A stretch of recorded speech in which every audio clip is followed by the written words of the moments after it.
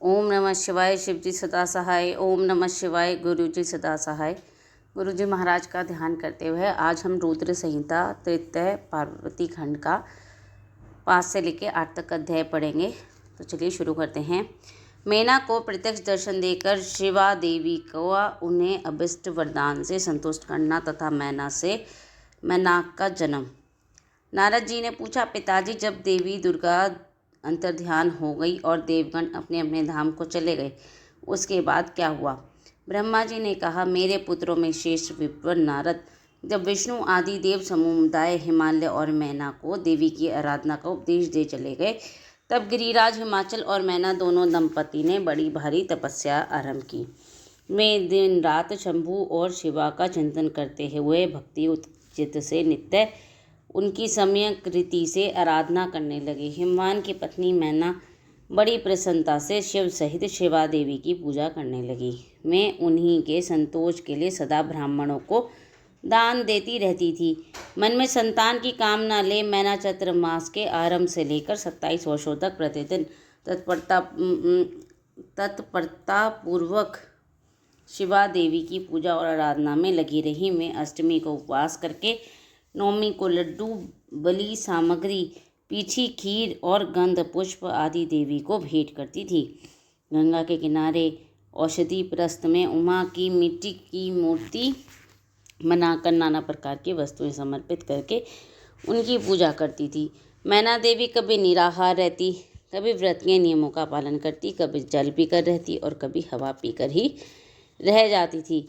विशुद्ध तेज से दमकती हुई दीप्तिमती मैना ने प्रेम पूर्वक शिव के चित्त में लगाए 27 वर्ष व्यतीत कर दिए। 27 वर्ष पूर्ण होने पर जगन्मयी शंकर कामिनी जगदम्बा उमा अत्यंत प्रसन्न हुई। मैना के उत्तम भक्ति से संतुष्ट हो में परमेश्वरी देवी उन पर अनुग्रह करने के लिए उनके सामने प्रकट हुई।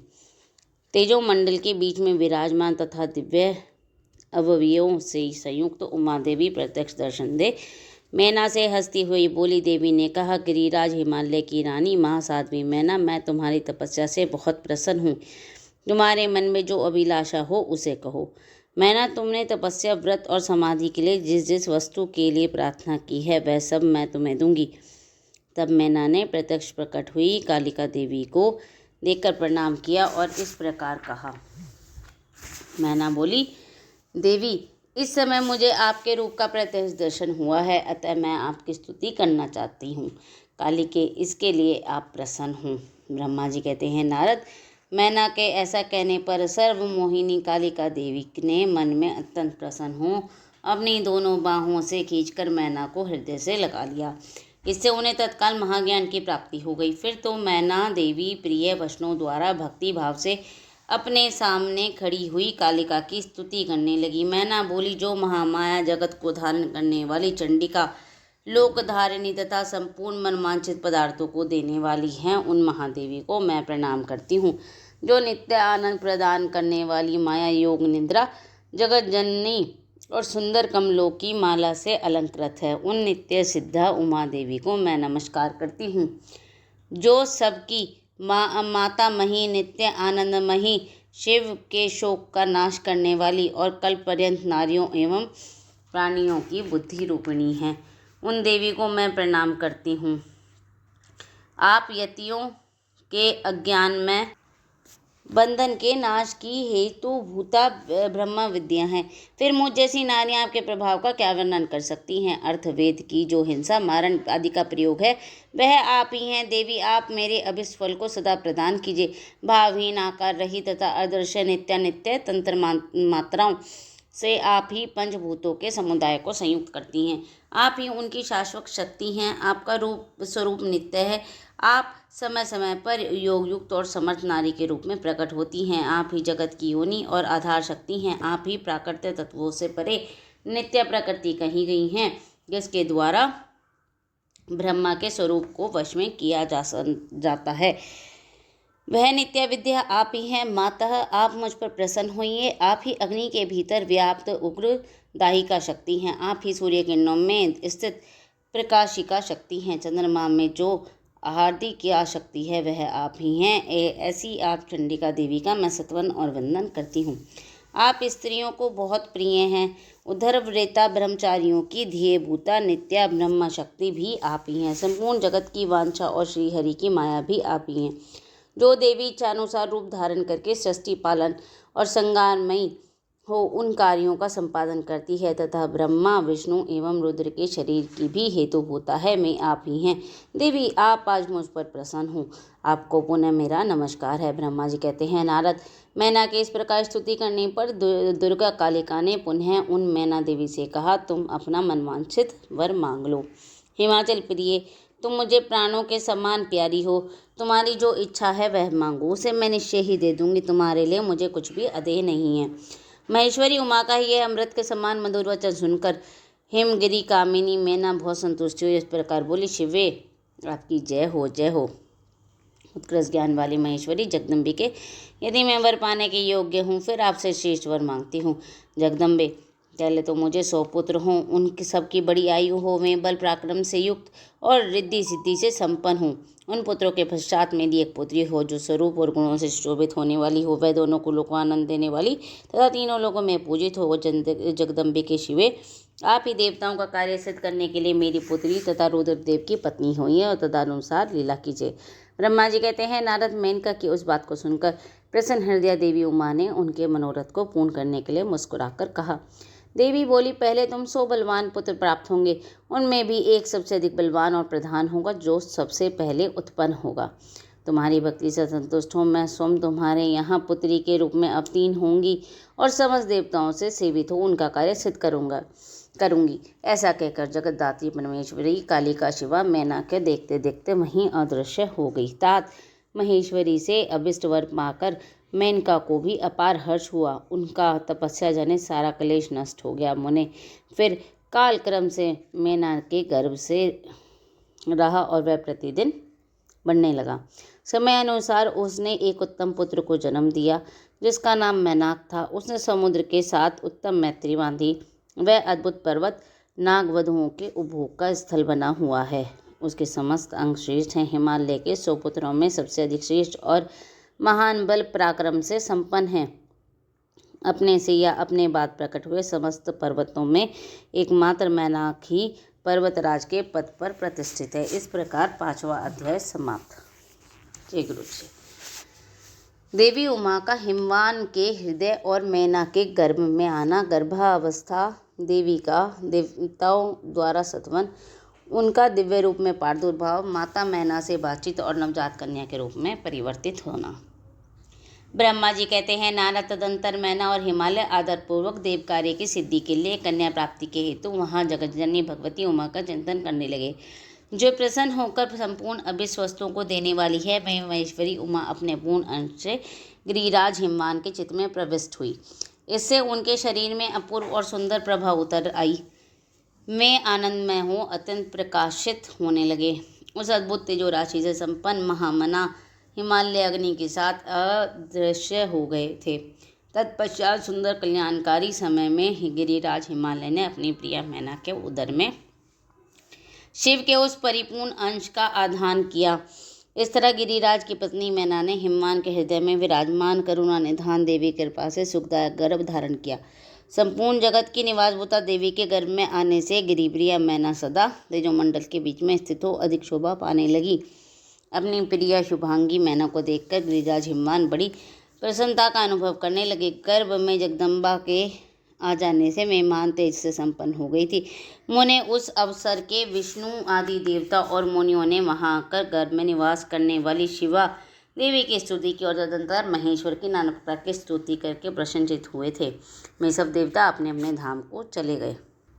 जब 9वां महीना बीत गया और 10वां भी पूरा हो चला तो जगदम्बा कालिका के समय पूर्ण होने पर गर्भ शिशु की जो गति होती है उसी को धारण किया अर्थात जन्म ले लिया। उस अवसर पर आद्यशक्ति सती साध्वी शिवा पहले मैनाक के सामने अपने ही रूप से प्रकट हुई। वसंत ऋतु में चैत मास की 9वीं तिथि को मृगशिरा नक्षत्र में आधी रात के समय चंद्रमंडल से आकाश गंगा की भांति मेनका के उदर से देवी शिवा का अपने ही स्वरूप में प्रादुर्भाव हुआ। उस समय संपूर्ण जगत में प्रसन्नता छा गई। अनुकूल हवा चलने लगी जो सुंदर और सुगंधित और गंभीर थी। उस समय जल की वर्षा के साथ फूलों की वृष्टि हुई। विष्णु आदि सभी देवता वहाँ आए। सबने सुखी होकर प्रसन्नता के साथ जगदम्बा के दर्शन किए और शिवलोक में निवास करने वाली दिव्य रूपा महामाया शिव कामिनी मंगलमयी कालिका माता का स्तवन किया। नारद जब देवता लोग स्तुति करके चले गए तब मेनका उस समय प्रकट हुई। नील कमल दल के समान कांति वाली श्याम वर्णा देवी को देखकर अतिशय आनंद का अनुभव करने लगी। देवी के उस दिव्य रूप का दर्शन करके गिरिप्रिया मैना को ज्ञान प्राप्त हो गया कि मैं उन्हें परमेश्वरी समझकर अत्यंत हर्ष से उल्लासित हो उठी और संतोषपूर्वक बोली। मैना ने कहा, जगदम्बे महेश्वरी, आपने बड़ी कृपा की जो मेरे सामने प्रकट हुई। अंबिके, आपकी बड़ी शोभा हो रही है। शिवे, आप संपूर्ण शक्तियों में आधा शक्ति और तीनों लोकों की जननी हैं। देवी, आप भगवान शिव को सदा ही प्रिय हैं और संपूर्ण देवताओं से प्रशंसित पराशक्ति हैं। महेश्वरी, आप कृपा करें और इसी रूप में मेरे ध्यान में स्थित हो जाएं, साथ ही मेरी पुत्र के अनुरूप प्रत्यक्ष दर्शनीय रूप धारण करें। ब्रह्मा जी कहते हैं, नारद, पर्वत पत्नी मैना की आवाज़ सुनकर अत्यंत प्रसन्न हुई शिवा देवी उस गिरिप्रिया को इस प्रकार उत्तर दिया। देवी बोली, मैना, तुमने पहले तत्परतापूर्वक मेरी बड़ी सेवा की थी। उस समय तुम्हारी भक्ति से प्रसन्न होकर मैं वर देने के लिए तुम्हारे निकट आई। वर मांगो। मेरी इस वाणी को सुनकर तुमने जो वर मांगा वह इस प्रकार है। महादेवी, आप मेरी पुत्री हो जाएं और देवताओं का हित साधन करें। तब मैंने तथास्तु कहकर तुम्हें सादर यह वर दे दिया कि मैं अपने धाम को चली गई। गिरी कामिनी उस वर के अनुसार समय पाकर आज मैं तुम्हारी पुत्री हुई हूँ। आज मैंने जो दिव्य रूप का दर्शन कराया है, इसका उद्देश्य उतना ही है कि तुम्हें मेरे स्वरूप का स्मरण हो जाए। अन्यथा मनुष्य रूप में प्रकट होने पर मेरे विषय में तुम अनजान ही बनी रहती। अब तुम दोनों दंपति पुत्री भाव से अथवा दिव्य भाव से मेरा निरंतर चिंतन करते हुए मुझ में स्नेह रखो। इससे मेरी उत्तम गति प्राप्त होगी। मैं पृथ्वी पर अद्भुत लीला करके देवताओं का कार्य सिद्ध करूंगी। भगवान शंभू की पत्नी होंगी और सज्जनों का संकट से उद्धार करूंगी। ऐसा कहकर जगन्माता शिवा चुप हो गई और उसी क्षण माता के देखते देखते प्रसन्नतापूर्वक नवजात पुत्री के रूप में परिवर्तित हो गई। इस प्रकार छठा अध्याय समाप्त। जय गुरु जी। पार्वती का नामकरण और विद्या अध्ययन। नारद का हिमवान के यहाँ जाना। पार्वती का हाथ देखकर भावी फल बताना। चिंतित हुए हिमवान को आश्वासन दे पार्वती का विवाह शिवजी के साथ करने को कहना और उनके संदेह का निवारण करना। ब्रह्मा जी कहते हैं, नारद, मैना के सामने महातेजस्विनी कन्या होकर लौकिक गति का आश्रय ले वह रोने लगी। उनका मनोहर रुदन सुनकर घर की सभी स्त्रियां हर्ष से खिल उठी और बड़े वेग से प्रसन्नतापूर्वक वहां आ पहुंची। नील कमल दल के समान श्याम कांति वाली उस परम तेजस्विनी और मनोरम कन्या को देखकर गिरिराज हिमालय अतिशय आनंद में निमग्न हो गए। तदंतर सुंदर मुहूर्त में मुनियों के साथ हिमवान ने अपनी पुत्री के काली आदि सुखदायक नाम रखे। देवी शिवा गिरिराज के भवन में दिनों दिन बढ़ने लगी। ठीक उसी तरह जैसे वर्षा के समय में गंगा जी की जलराशि और शरद ऋतु के शुक्ल पक्ष में चांदनी बढ़ती है। सुशीलता आदि गुणों से संयुक्त और बंधुजनों से प्यारी उस कन्या को कुटुंब के लोग अपने कुल के अनुरूप पार्वती नाम से पुकारने लगे। माता ने कालिका को उमा, अरे तपस्या मत कर कहकर तप करने से रोका था। मुनि इसलिए वह सुंदर मुख वाली गिरिराज नंदिनी आगे चलकर लोक में उमा के नाम से विख्यात हो गई। नाना तदंतर उस विद्या के उपदेश का समय आया जब देवी शिवा अपने चित्त को एकाग्र करके बड़ी प्रसन्नता के साथ श्रेष्ठ गुरु से विद्या पढ़ने लगी। पूर्व जन्म की सारी विद्याएं उन्हें उसी तरह प्राप्त हो गई जैसे शरद काल में हंसों की पात अपने आप स्वर्ग गा के तट पर पहुंच जाती है और रात्रि में अपना प्रकाश स्वतः महाऔषधियों को प्राप्त हो जाता है। मुने, इस प्रकार मैंने शिवा की किसी एक लीला का ही वर्णन किया है। अब अन्य लीला का वर्णन करूँगा, सुनो। एक समय की बात है, तुम हिमवान शिव की प्रेरणा से प्रसन्नतापूर्वक हिमाचल के घर गए। मुने, तुम शिव तत्व के ज्ञाता और उनकी लीला की जानकारी में श्रेष्ठ हो। नारद गिरिराज हिमालय ने तुम्हें घर पर आया देख बड़ी प्रणाम करके तुम्हारी पूजा की और अपनी पुत्री को बुलाकर उससे तुम्हारे चरणों में प्रणाम करवाया। मुनीश्वर फिर स्वामी नमस्कार करके हिमाचल ने अपने सौभाग्य की सराहना की और रतन मस्तक झुकाकर हाथ जोड़कर तुमसे कहा।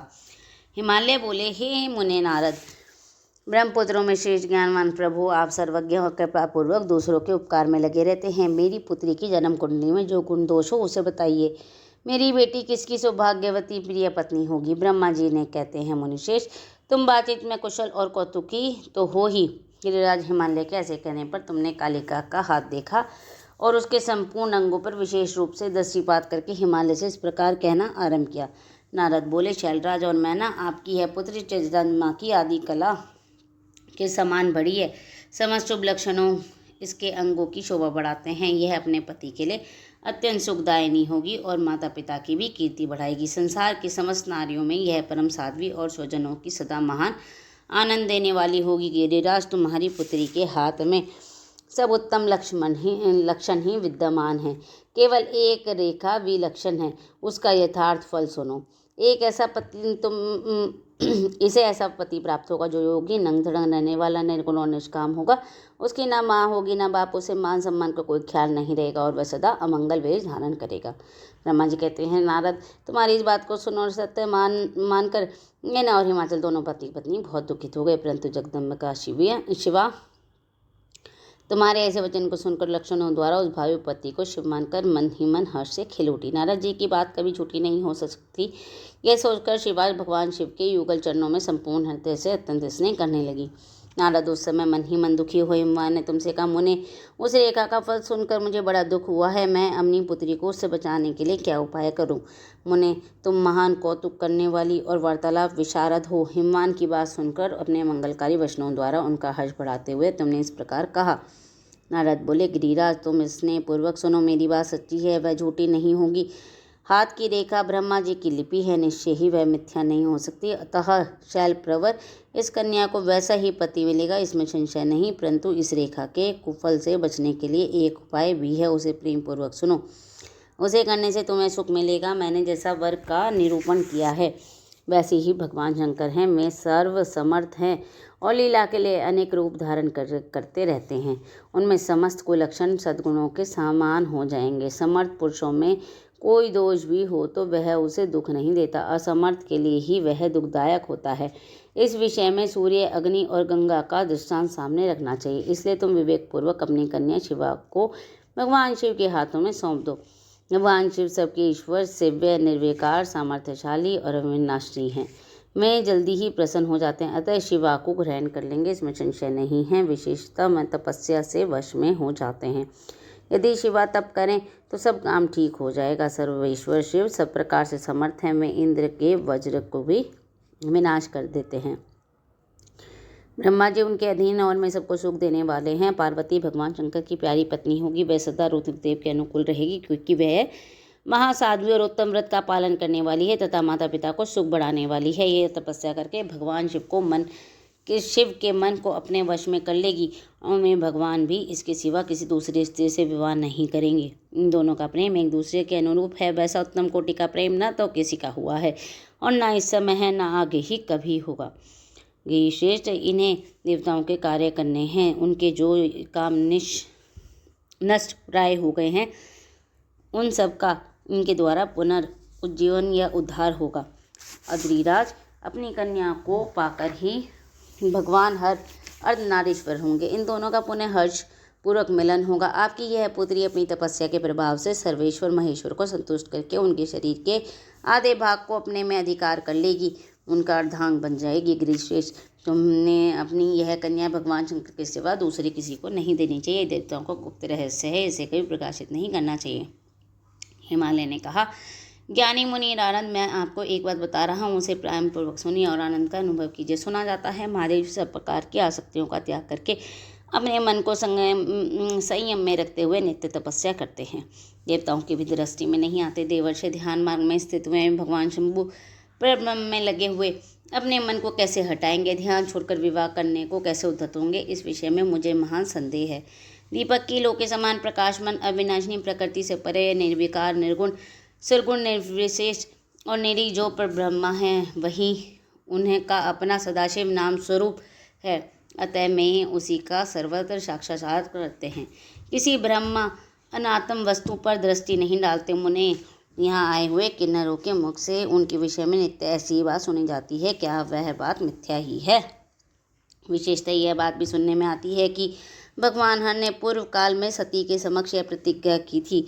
उन्होंने कहा था, दक्ष कुमारी, प्यारी सती, मैं तुम्हारे सिवा दूसरे किसी स्त्री को अपनी पत्नी बनाने के लिए ना तो वरण करूँगा ना ग्रहण। यह है मैं तुमसे सत्य कहता हूँ। इस प्रकार सती के साथ उन्होंने पहले ही प्रतिज्ञा कर ली थी। अब सती के मर जाने पर मैं दूसरे किसी स्त्री को कैसे ग्रहण करेंगे। यह सुनकर तुम नारद ने कहा, महामते गिरिराज, इस विषय में तुम्हें चिंता नहीं करनी चाहिए। तुम्हारी यह पुत्री काली ही पूर्व काल में दक्ष कन्या सती हुई थी। उस समय इसी का सदा सर्वमंगलदायी नाम सती नाम था। मैं सती दक्ष कन्या होकर रुद्र की प्यारी पत्नी हुई थी। उन्होंने पिता के यज्ञ में अनादर पाकर तथा भगवान शंकर का भी अपमान हुआ देख क्रोधपूर्वक अपने शरीर को त्याग दिया था। मैं ही सती फिर तुम्हारे घर में उत्पन्न हुई है। तुम्हारी पुत्री साक्षात जगदम्बिका शिवा हैं। वह पार्वती भगवान हर की पत्नी होंगी, इसमें संदेह नहीं है। नारद, ये सब बातें तुमने हिमवान को विस्तार पूर्वक बताई। पार्वती का वह पूर्व रूप और चरित्र प्रीति को बढ़ाने वाला है। काली की उस संपूर्ण पूर्ववृत्तांत को तुम्हारे मुख से सुनकर हिमवान अपनी पत्नी और पुत्र के साथ तत्काल संदेह रहित हो गए। इसी तरह तुम्हारे मुख से अपनी उस पूर्व कथा को सुनकर काली ने लज्जा के मारे मस्तक झुका लिया और अपने मुख पर मंद मुस्कान की प्रभा फैल गई। गिरिराज हिमालय पार्वती के उस चरित्र को सुनकर उसके माथे पर हाथ फेरने लगे और मस्तक सूंघकर उसे अपने आसन के पास ही बिठा लिया। नारद, इसके पश्चात तुम उसी क्षण प्रसन्नतापूर्वक स्वर्गलोक को चले गए और गिरिराज हिमवान भी मन ही मन मनोहर आनंद से युक्त हो अपने सर्व संपत्तिशाली भवन में प्रविष्ट हो गए। इस प्रकार 7वां और 8वां अध्याय समाप्त। ओम नमः शिवाय। शिव जी सदा सहाय। ओम नमः शिवाय। गुरु जी सदा सहाय। जय गुरु जी।